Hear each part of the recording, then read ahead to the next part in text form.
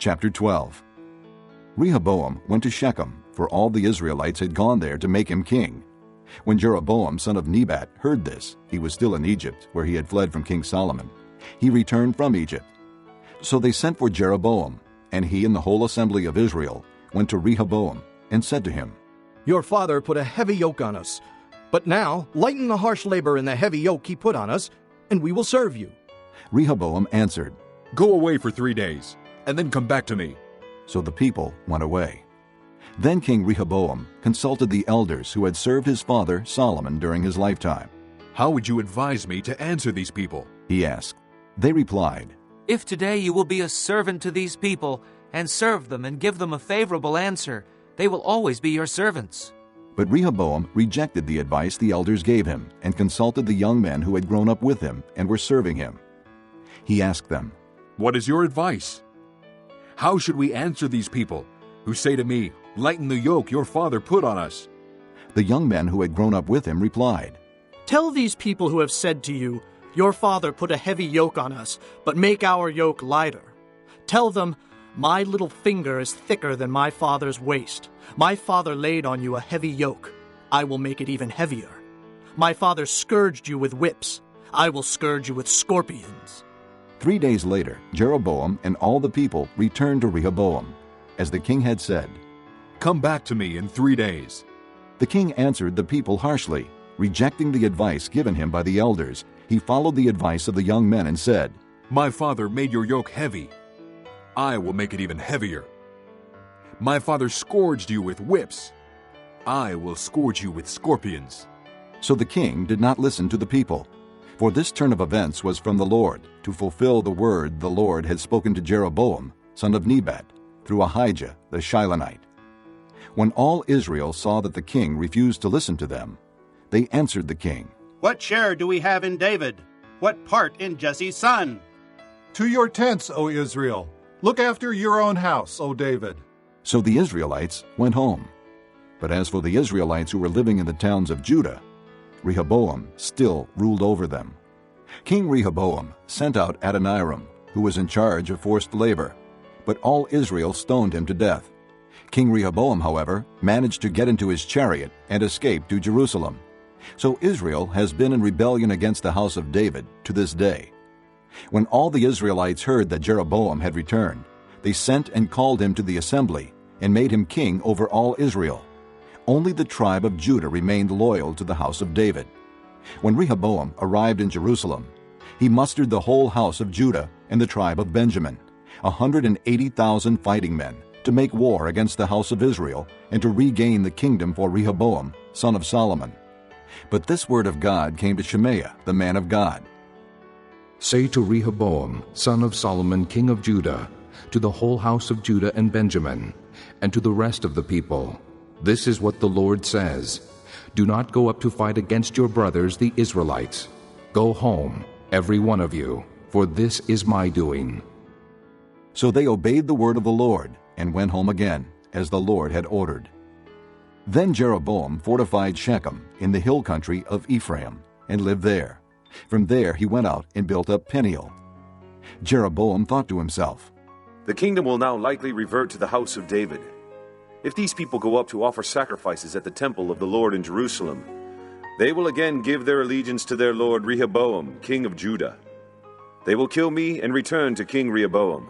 After seeking advice, the king made 2 golden calves. He said to the people, It is too much for you to go up to Jerusalem. Here are your gods, O Israel, who brought you up out of Egypt. One he set up in Bethel, and the other in Dan. And this thing became a sin. The people went even as far as Dan to worship the one there. Jeroboam built shrines on high places and appointed priests from all sorts of people, even though they were not Levites. He instituted a festival on the 15th day of the 8th month, like the festival held in Judah, and offered sacrifices on the altar. This he did in Bethel, sacrificing to the calves he had made. And at Bethel he also installed priests at the high places he had made. On the 15th day of the 8th month, a month of his own choosing, he offered sacrifices on the altar he had built at Bethel. So he instituted the festival for the Israelites and went up to the altar to make offerings. Chapter 13. By the word of the Lord, a man of God came from Judah to Bethel, as Jeroboam was standing by the altar to make an offering. He cried out against the altar by the word of the Lord. O altar, altar, this is what the Lord says. A son named Josiah will be born to the house of David. On you he will sacrifice the priests of the high places, who now make offerings here, and human bones will be burned on you. That same day the man of God gave a sign. This is the sign the Lord has declared. The altar will be split apart, and the ashes on it will be poured out. When King Jeroboam heard what the man of God cried out against the altar at Bethel, he stretched out his hand from the altar and said, Seize him! But the hand he stretched out toward the man shriveled up, so that he could not pull it back. Also the altar was split apart, and its ashes poured out, according to the sign given by the man of God, by the word of the Lord. Then the king said to the man of God, Intercede with the Lord your God, and pray for me that my hand may be restored. So the man of God interceded with the Lord, and the king's hand was restored, and became as it was before. The king said to the man of God, Come home with me, and have something to eat, and I will give you a gift. But the man of God answered the king, Even if you were to give me half your possessions, I would not go with you, nor would I eat bread or drink water here. For I was commanded by the word of the Lord, You must not eat bread or drink water, or return by the way you came. So he took another road, and did not return by the way he had come to Bethel. Now there was a certain old prophet living in Bethel, whose sons came and told him all that the man of God had done there that day. They also told their father what he had said to the king. Their father asked them, Which way did he go? And his sons showed him which road the man of God from Judah had taken. So he said to his sons, Saddle the donkey for me. And when they had saddled the donkey for him, he mounted it, and rode after the man of God. He found him sitting under an oak tree, and asked, Are you the man of God who came from Judah? I am, he replied. So the prophet said to him, Come home with me and eat. The man of God said, I cannot turn back and go with you, nor can I eat bread or drink water with you in this place. I have been told by the word of the Lord, You must not eat bread or drink water there, or return by the way you came. The old prophet answered, I too am a prophet as you are. And an angel said to me by the word of the Lord, Bring him back with you to your house, so that he may eat bread and drink water. But he was lying to him. So the man of God returned with him, and ate and drank in his house. While they were sitting at the table, the word of the Lord came to the old prophet who had brought him back.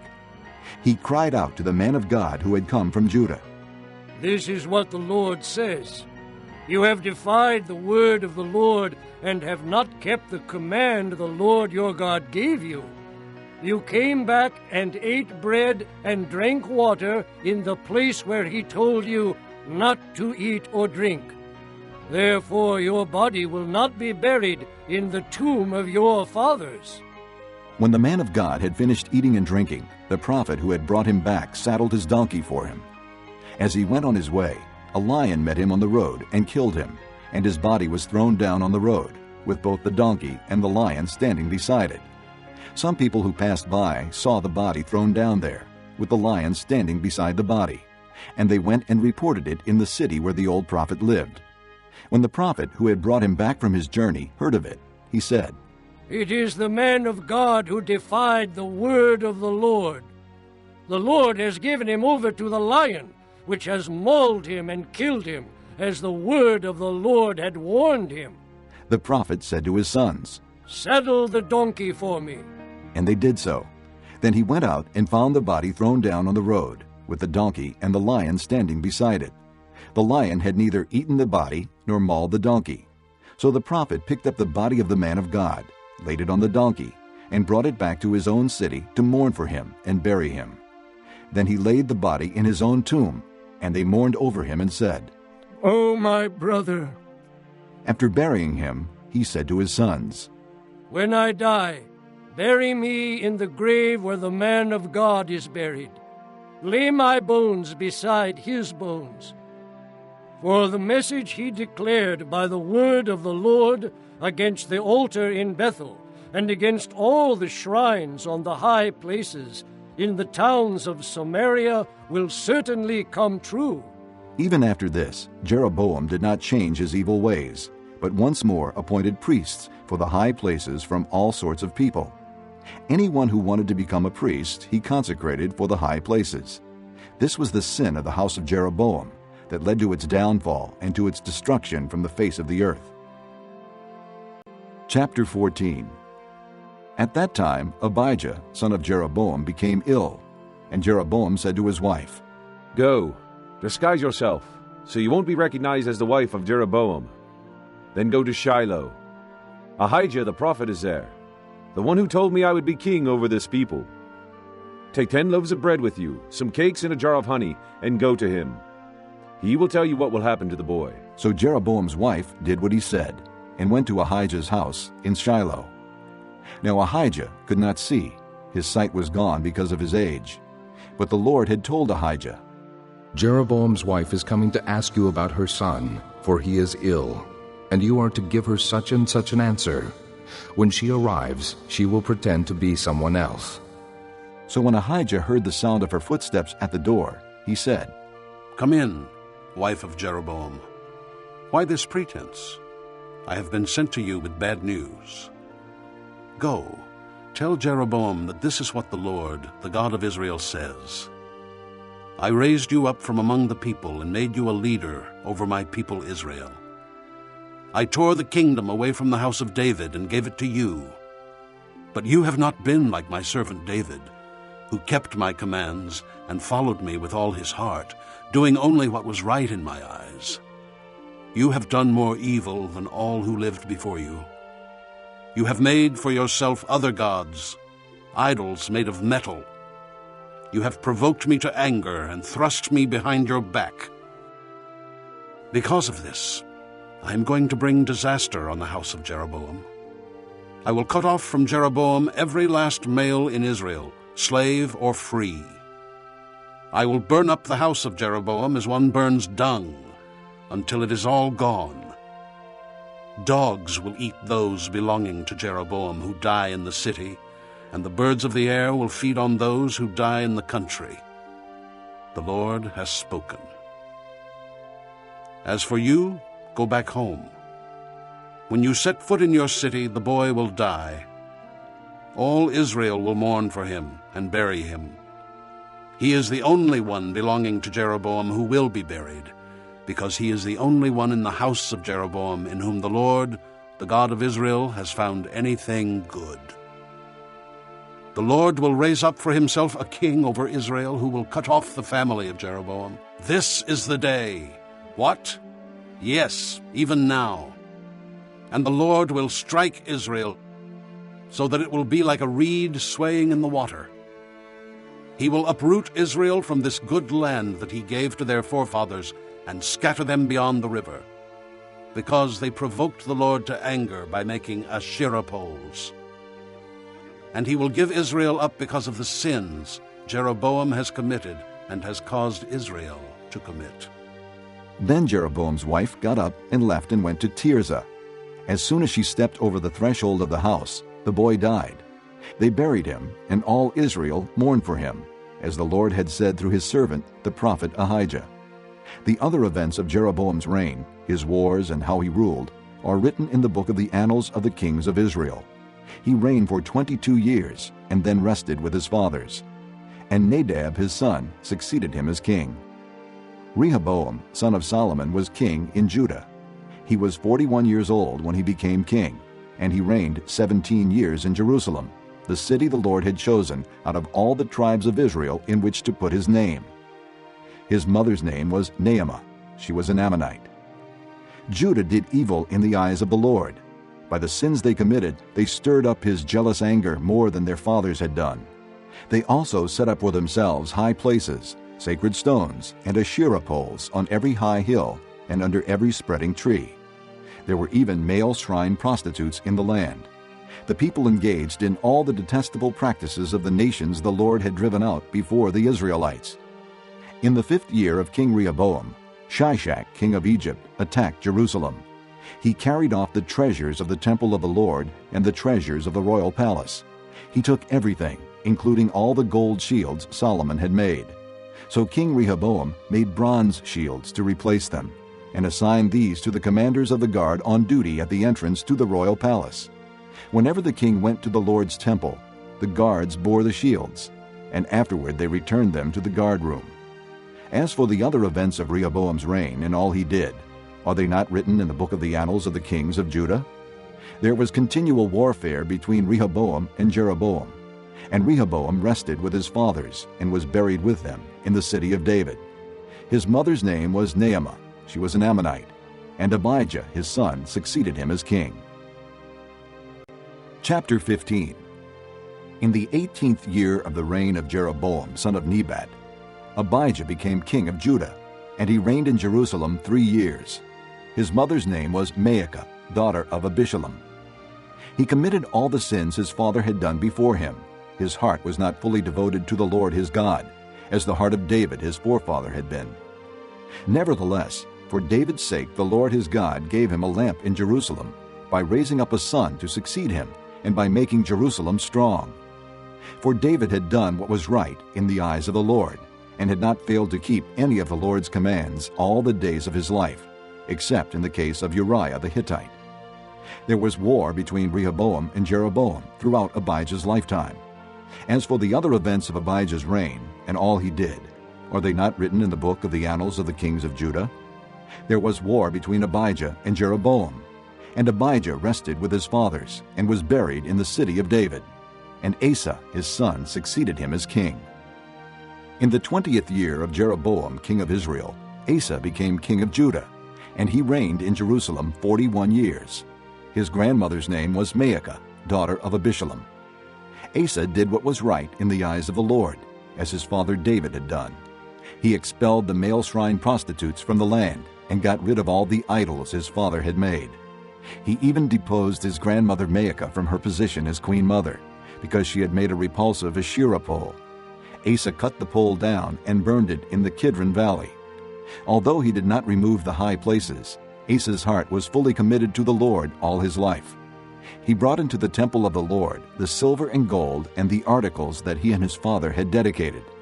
There was war between Asa and Baasha, king of Israel, throughout their reigns. Baasha, king of Israel, went up against Judah and fortified Ramah to prevent anyone from leaving or entering the territory of Asa, king of Judah. Asa then took all the silver and gold that was left in the treasuries of the Lord's temple and of his own palace.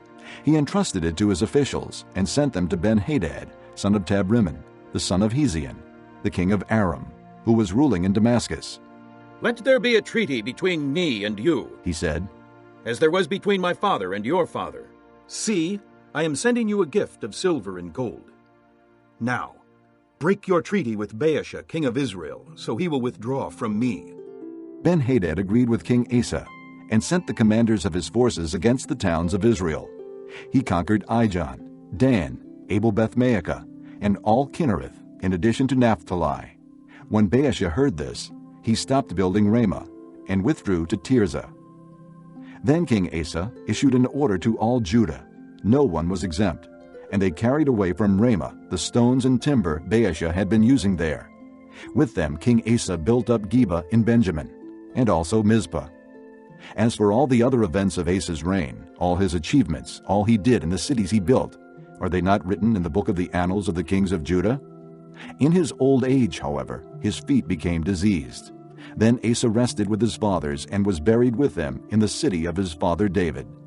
And Jehoshaphat, his son, succeeded him as king. Nadab, son of Jeroboam, became king of Israel in the 2nd year of Asa, king of Judah, and he reigned over Israel 2 years. He did evil in the eyes of the Lord, walking in the ways of his father and in his sin, which he had caused Israel to commit. Baasha, son of Ahijah of the house of Issachar, plotted against him, and he struck him down at Gibbethon, a Philistine town, while Nadab and all Israel were besieging it. Baasha killed Nadab in the 3rd year of Asa, king of Judah, and succeeded him as king. As soon as he began to reign, he killed Jeroboam's whole family. He did not leave Jeroboam anyone that breathed, but destroyed them all, according to the word of the Lord given through his servant Ahijah the Shilonite, because of the sins Jeroboam had committed and had caused Israel to commit, and because he provoked the Lord, the God of Israel, to anger. As for the other events of Nadab's reign and all he did, are they not written in the book of the annals of the kings of Israel? There was war between Asa and Baasha king of Israel throughout their reigns. In the 3rd year of Asa king of Judah, Baasha son of Ahijah became king of all Israel in Tirzah, and he reigned 24 years. He did evil in the eyes of the Lord, walking in the ways of Jeroboam and in his sin, which he had caused Israel to commit. Chapter 16. Then the word of the Lord came to Jehu, son of Hanani, against Baasha. I lifted you up from the dust, and made you leader of my people Israel. But you walked in the ways of Jeroboam, and caused my people Israel to sin, and to provoke me to anger by their sins. So I am about to consume Baasha and his house, and I will make your house like that of Jeroboam son of Nebat. Dogs will eat those belonging to Baasha who die in the city, and the birds of the air will feed on those who die in the country. As for the other events of Baasha's reign, what he did and his achievements, are they not written in the book of the annals of the kings of Israel? Baasha rested with his fathers and was buried in Tirzah, and Elah his son succeeded him as king. Moreover, the word of the Lord came through the prophet Jehu, son of Hanani, to Baasha and his house, because of all the evil he had done in the eyes of the Lord, provoking him to anger by the things he did, and becoming like the house of Jeroboam, and also because he destroyed it. In the 26th year of Asa king of Judah, Elah son of Baasha became king of Israel, and he reigned in Tirzah 2 years. Zimri, one of his officials who had command of half his chariots, plotted against him. Elah was in Tirzah at the time, getting drunk in the home of Arza, the man in charge of the palace at Tirzah. Zimri came in, struck him down, and killed him in the 27th year of Asa king of Judah. Then he succeeded him as king. As soon as he began to reign and was seated on the throne, he killed off Baasha's whole family. He did not spare a single male, whether relative or friend. So Zimri destroyed the whole family of Baasha, in accordance with the word of the Lord spoken against Baasha through the prophet Jehu, because of all the sins Baasha and his son Elah had committed and had caused Israel to commit, so that they provoked the Lord, the God of Israel, to anger by their worthless idols. As for the other events of Elah's reign and all he did, are they not written in the book of the annals of the kings of Israel? In the 27th year of Asa king of Judah, Zimri reigned in Tirzah 7 days. The army was encamped near Gibbethon, a Philistine town. When the Israelites in the camp heard that Zimri had plotted against the king and murdered him, they proclaimed Omri, the commander of the army, king over Israel that very day there in the camp. Then Omri and all the Israelites with him withdrew from Gibbethon and laid siege to Tirzah. When Zimri saw that the city was taken, he went into the citadel of the royal palace and set the palace on fire around him. So he died, because of the sins he had committed, doing evil in the eyes of the Lord, and walking in the ways of Jeroboam, and in the sin he had committed, and had caused Israel to commit. As for the other events of Zimri's reign and the rebellion he carried out, are they not written in the book of the annals of the kings of Israel?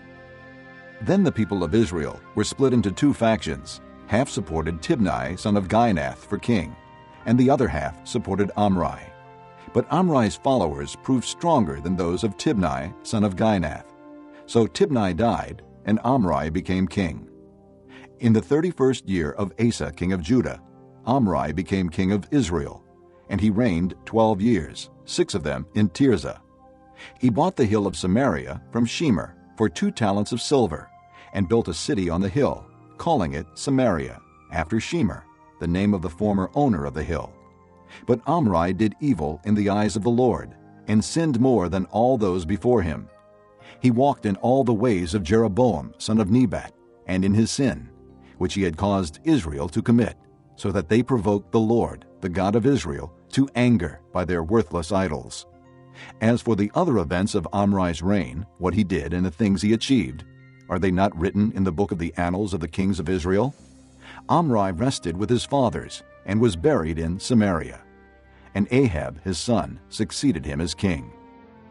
In the 38th year of Asa king of Judah, Ahab son of Omri became king of Israel, and he reigned in Samaria over Israel 22 years. Ahab, son of Omri, did more evil in the eyes of the Lord than any of those before him. He not only considered it trivial to commit the sins of Jeroboam, son of Nebat, but he also married Jezebel, daughter of Ethbaal, king of the Sidonians, and began to serve Baal and worship him. He set up an altar for Baal in the temple of Baal that he built in Samaria. Ahab also made an Asherah pole, and did more to provoke the Lord, the God of Israel, to anger than did all the kings of Israel before him. In Ahab's time, Hiel of Bethel rebuilt Jericho. He laid its foundations at the cost of his firstborn son Abiram, and he set up its gates at the cost of his youngest son Segub, in accordance with the word of the Lord spoken by Joshua, son of Nun. Chapter 17. Now Elijah the Tishbite from Tishbe in Gilead said to Ahab, As the Lord, the God of Israel lives, whom I serve, there will be neither dew nor rain in the next few years except at my word. Then the word of the Lord came to Elijah. Leave here, turn eastward, and hide in the Kerith ravine east of the Jordan. You will drink from the brook, and I have ordered the ravens to feed you there. So he did what the Lord had told him. He went to the Kerith ravine east of the Jordan and stayed there. The ravens brought him bread and meat in the morning, and bread and meat in the evening, and he drank from the brook. Sometime later the brook dried up, because there had been no rain in the land. Then the word of the Lord came to him. Go at once to Zarephath of Sidon, and stay there. I have commanded a widow in that place to supply you with food. So he went to Zarephath. When he came to the town gate, a widow was there gathering sticks. He called to her and asked, Would you bring me a little water in a jar, so I may have a drink? As she was going to get it, he called, And bring me, please, a piece of bread. As surely as the Lord your God lives, she replied, I don't have any bread, only a handful of flour in a jar and a little oil in a jug. I am gathering a few sticks to take home and make a meal for myself and my son, that we may eat it and die. Elijah said to her, Don't be afraid. Go home and do as you have said. But first make a small cake of bread for me from what you have and bring it to me. And then make something for yourself and your son. For this is what the Lord, the God of Israel, says. The jar of flour will not be used up, and the jug of oil will not run dry, until the day the Lord gives rain on the land. She went away and did as Elijah had told her. So there was food every day for Elijah and for the woman and her family. For the jar of flour was not used up, and the jug of oil did not run dry, in keeping with the word of the Lord spoken by Elijah. Sometime later, the son of the woman who owned the house became ill. He grew worse and worse, and finally stopped breathing. She said to Elijah, What do you have against me, man of God? Did you come to remind me of my sin and kill my son? Give me your son, Elijah replied. He took him from her arms, carried him to the upper room where he was staying, and laid him on his bed. Then he cried out to the Lord, O Lord my God, have you brought tragedy also upon this widow I am staying with by causing her son to die? Then he stretched himself out on the boy 3 times and cried to the Lord, O Lord my God, let this boy's life return to him. The Lord heard Elijah's cry, and the boy's life returned to him, and he lived. Elijah picked up the child and carried him down from the room into the house. He gave him to his mother and said, Look, your son is alive. Then the woman said to Elijah, Now I know that you are a man of God, and that the word of the Lord from your mouth is the truth. Chapter 18. After a long time, in the 3rd year, the word of the Lord came to Elijah. Go and present yourself to Ahab, and I will send rain on the land. So Elijah went to present himself to Ahab. Now the famine was severe in Samaria, and Ahab had summoned Obadiah, who was in charge of his palace. Obadiah was a devout believer in the Lord. While Jezebel was killing off the Lord's prophets, Obadiah had taken 100 prophets and hidden them in 2 caves, 50 in each, and had supplied them with food and water. Ahab had said to Obadiah, Go through the land to all the springs and valleys. Maybe we can find some grass to keep the horses and mules alive, so we will not have to kill any of our animals. So they divided the land they were to cover, Ahab going in one direction and Obadiah in another. As Obadiah was walking along, Elijah met him. Obadiah recognized him, bowed down to the ground, and said, "Is it really you, my lord Elijah?" "Yes," he replied. "Go tell your master Elijah is here." "What have I done wrong," asked Obadiah, "that you are handing your servant over to Ahab to be put to death? As surely as the Lord your God lives, there is not a nation or kingdom where my master has not sent someone to look for you. And whenever a nation or kingdom claimed you were not there, he made them swear they could not find you. But now you tell me to go to my master and say, 'Elijah is here.'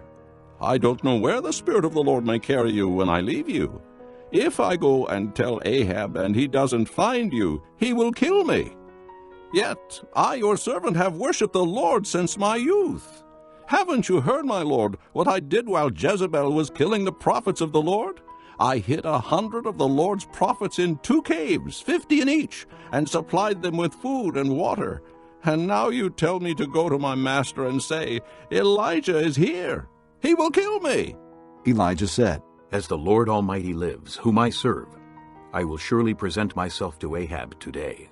So Obadiah went to meet Ahab and told him, and Ahab went to meet Elijah. When he saw Elijah, he said to him, "Is that you, you troubler of Israel?" "I have not made trouble for Israel," Elijah replied, "but you and your father's family have. You have abandoned the Lord's commands and have followed the Baals. Now summon the people from all over Israel to meet me on Mount Carmel, and bring the 450 prophets of Baal and the 400 prophets of Asherah, who eat at Jezebel's table." So Ahab sent word throughout all Israel, and assembled the prophets on Mount Carmel. Elijah went before the people and said, "How long will you waver between two opinions? If the Lord is God, follow him. But if Baal is God, follow him." But the people said nothing. Then Elijah said to them, "I am the only one of the Lord's prophets left, but Baal has 450 prophets. Get 2 bulls for us. Let them choose one for themselves, and let them cut it into pieces and put it on the wood, but not set fire to it. I will prepare the other bull and put it on the wood, but not set fire to it. Then you call on the name of your God, and I will call on the name of the Lord, the God who answers by fire. He is God." Then all the people said, "What you say is good." Elijah said to the prophets of Baal, "Choose one of the bulls and prepare it first, since there are so many of you. Call on the name of your God, but do not light the fire." So they took the bull given them and prepared it. Then they called on the name of Baal from morning till noon. "O Baal, answer us!" they shouted. But there was no response. No one answered, and they danced around the altar they had made. At noon Elijah began to taunt them. "Shout louder," he said. "Surely he is a god. Perhaps he is deep in thought, or busy, or traveling. Maybe he is sleeping and must be awakened." So they shouted louder and slashed themselves with swords and spears, as was their custom, until their blood flowed. Midday passed, and they continued their frantic prophesying until the time for the evening sacrifice. But there was no response. No one answered. No one paid attention. Then Elijah said to all the people, "Come here to me." They came to him, and he repaired the altar of the Lord, which was in ruins. Elijah took 12 stones, one for each of the tribes descended from Jacob, to whom the word of the Lord had come, saying, "Your name shall be Israel." With the stones he built an altar in the name of the Lord, and he dug a trench around it large enough to hold 2 seahs of seed.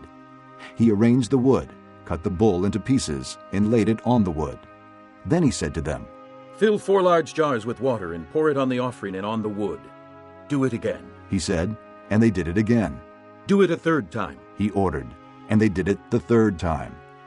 The water ran down around the altar and even filled the trench.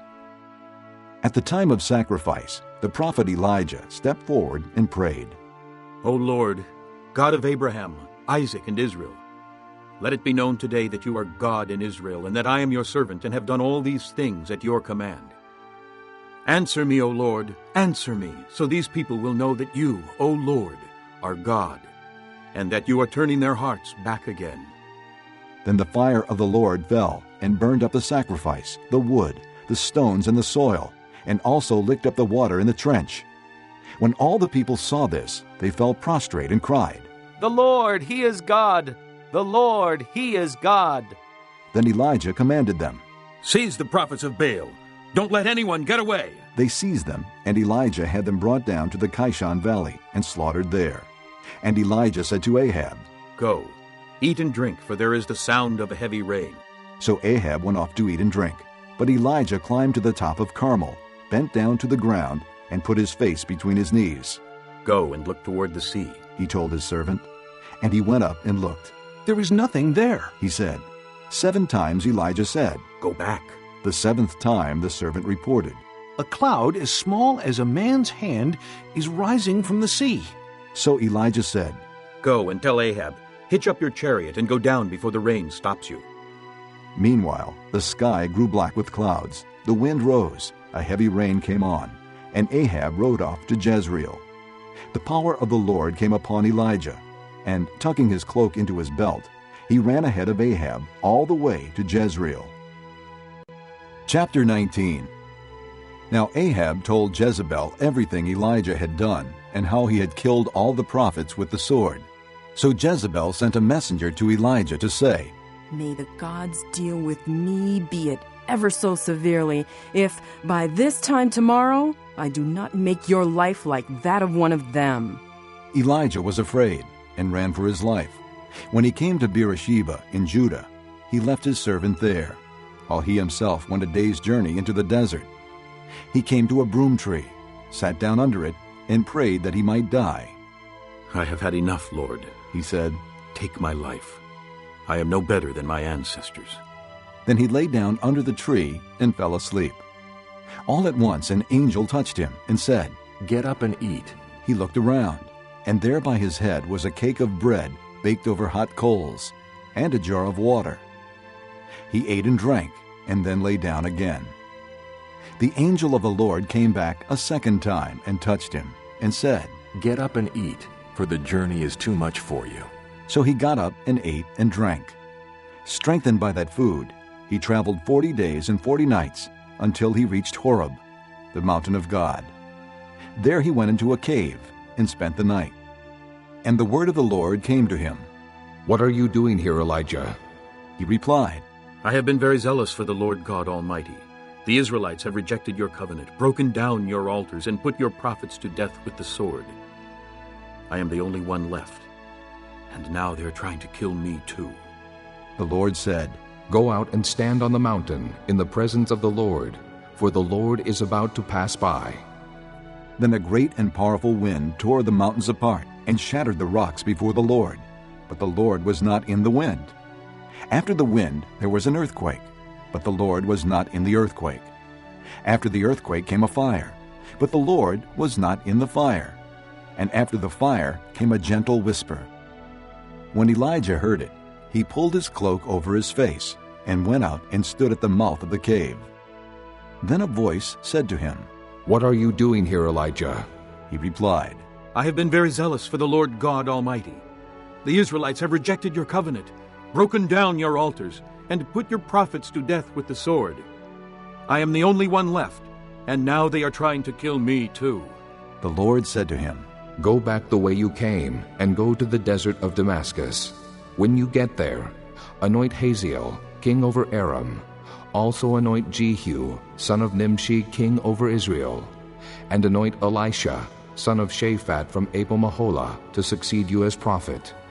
Jehu will put to death any who escape the sword of Hazael, and Elisha will put to death any who escape the sword of Jehu. Yet I reserve 7,000 in Israel, all whose knees have not bowed down to Baal, and all whose mouths have not kissed him. So Elijah went from there and found Elisha, son of Shaphat. He was plowing with 12 yoke of oxen, and he himself was driving the 12th pair. Elijah went up to him and threw his cloak around him. Elisha then left his oxen and ran after Elijah. Let me kiss my father and mother goodbye, he said, and then I will come with you. Go back, Elijah replied. What have I done to you? So Elisha left him and went back. He took his yoke of oxen and slaughtered them. He burned the plowing equipment to cook the meat and gave it to the people, and they ate. Then he set out to follow Elijah and became his attendant.